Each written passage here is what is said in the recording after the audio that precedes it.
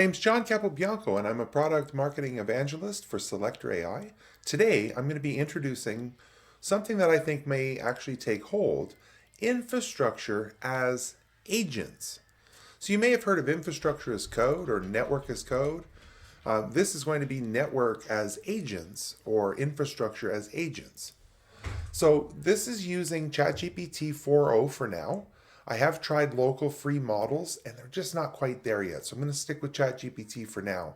But the idea is, like with infrastructure as code, where we have intent and YAML files and a source of truth, and we describe our infrastructure in human readable YAML or Python code for Ansible playbooks or Terraform jobs, right? Where we have sort of a one-to-one mapping between the intent for a device, where we usually use a Jinja 2 template or something to generate the config.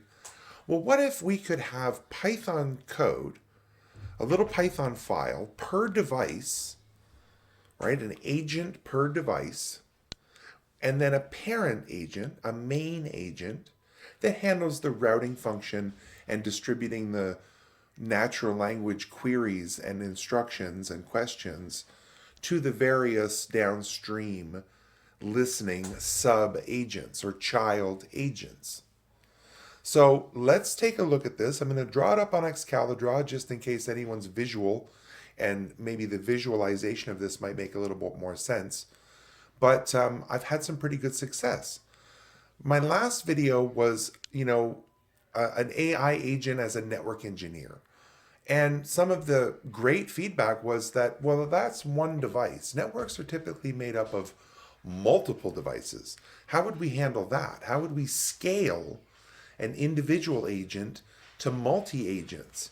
Well, I think an infrastructure as agent approach, where we have discrete agents that match up with our infrastructure, an agent for router 1, an agent for router 2, an agent for switch 1, an agent for switch 2.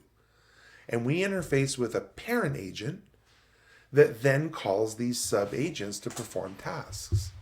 Let's draw it up and take a look. All right, so I have a CML, Cisco Modeling Lab, in the cloud using the DevNet Sandbox, and I'm on a VPN, and I can interact with these devices.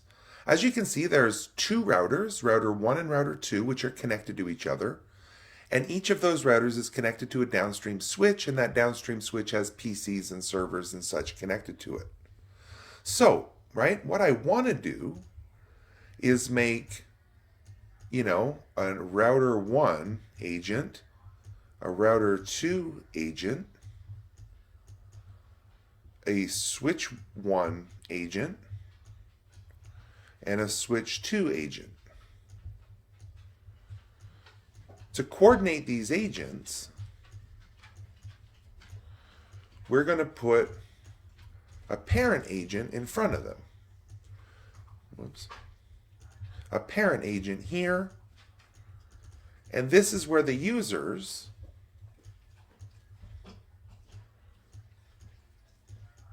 will interface with through natural language, through a web GUI. All right, and then this agent will decide and be the arbiter of which sub-agents it needs to call, one or multiple or all of them, to fulfill the user's change request, information gathering, right, CRUD activities, create, read, update, delete. So let's take a look at the code, right? The code is not that special. It is a Docker container, and in my Docker file, I'm bringing in things like PyETS full, LangChain community, Streamlit. I did have Olama, but right now I'm just using the OpenAI package. And this is in an Ubuntu image.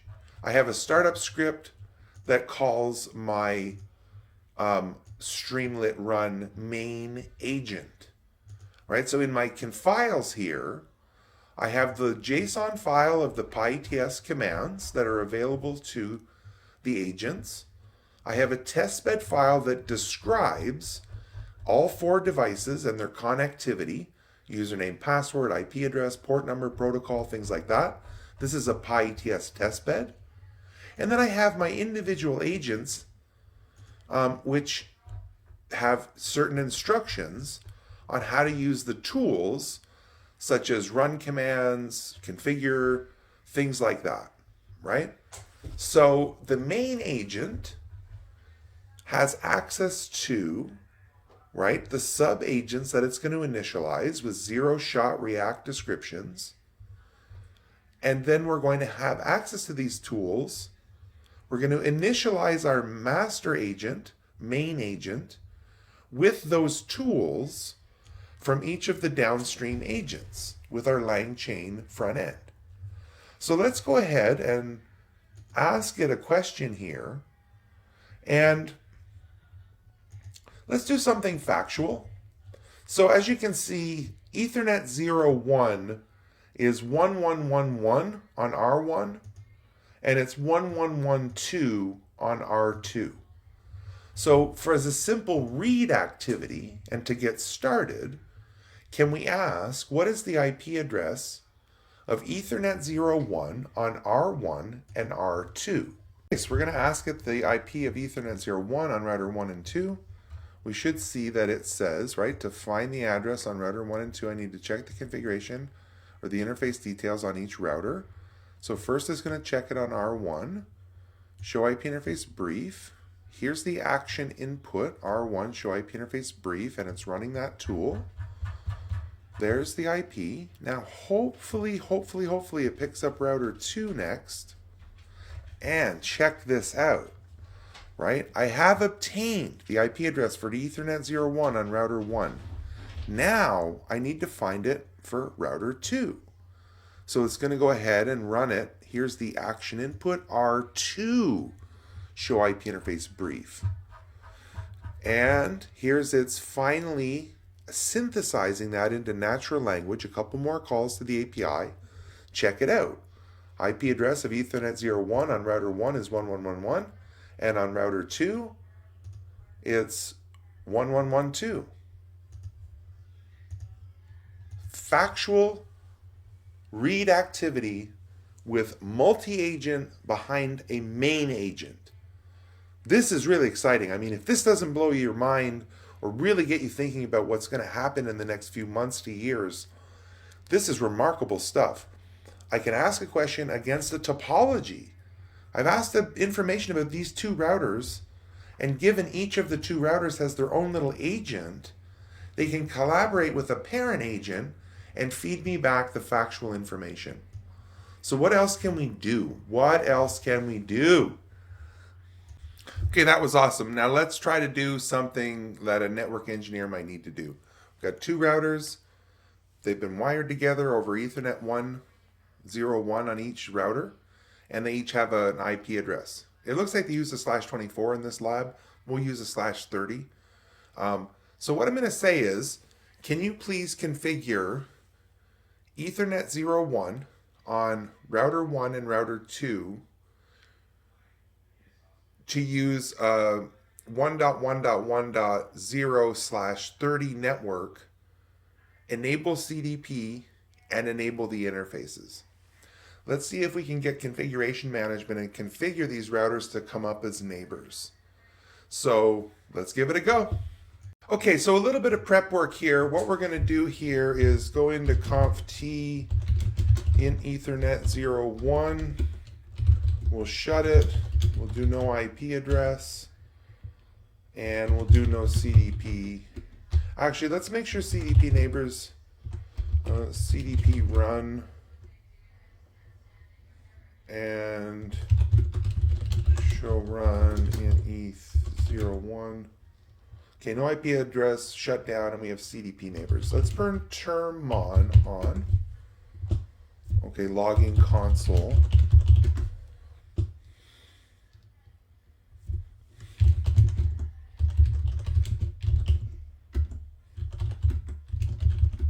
Okay, there's our logging.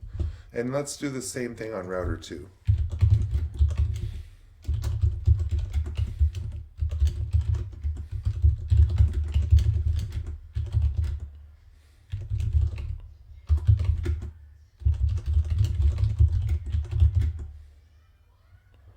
Okay, so we've got those two things set up. Let's just make sure, right, check show run ETH01. So we've lost connectivity between these two.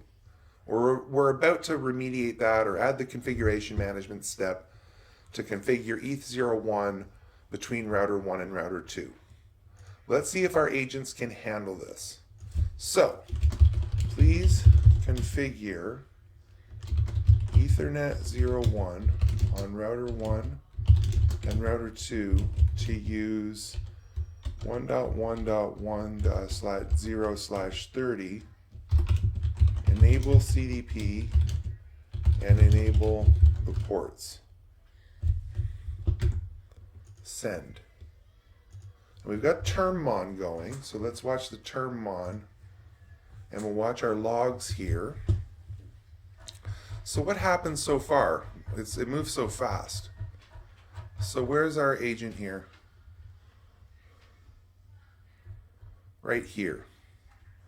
To configure Ethernet 01 on R1 and R2 with the IP address, enable CDP, I need to perform the following step for each router. And it says assign the IP and subnet mask, enable CDP, ensure it's not shut. So here's the action input. The IP, no shut, CDP enable. And it's logged onto router 1 here and applied the config to router 1. Now let's see about R2, router 2. It's on router 2, and it looks like it applied the config. So can we do show CDP neighbors? Router 2 over Ethernet 01, show run int Ethernet 01. It's got the IP address and it's been no shut. Show run in ETH01. It's got the matching IP address, and we've just set up a network between the two devices using nothing more than the command. So it says, right, Ethernet 01 and R1 and R2 has been configured with this subnetwork. CDP is enabled and the ports are active. We can see CDP neighbors on both sides,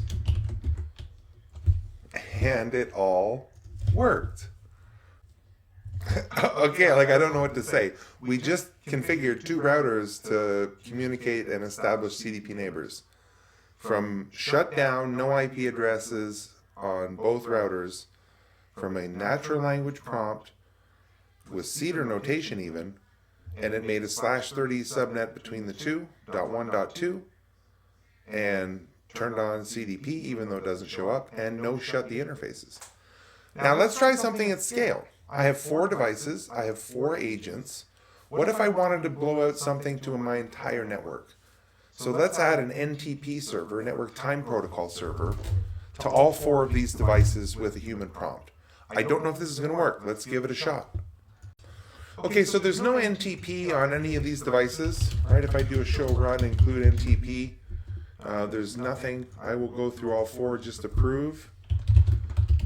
Show run, include NTP, and finally show run, include NTP. So there's nothing. There's no NTP on any of these. So let's go into our, let's get our logs ready to go here. And what we're going to say next is, please configure an NTP server of 192.168.100.100 on, let's just say all 4 devices. Let's try that. I don't know if that'll work, or if I actually have to specify each of the 4. Let's try it this way first, and if I have problems, we'll backtrack. Okay, let's try it on all 4 devices. And let's catch the first prompt here, or the first tool calling. So,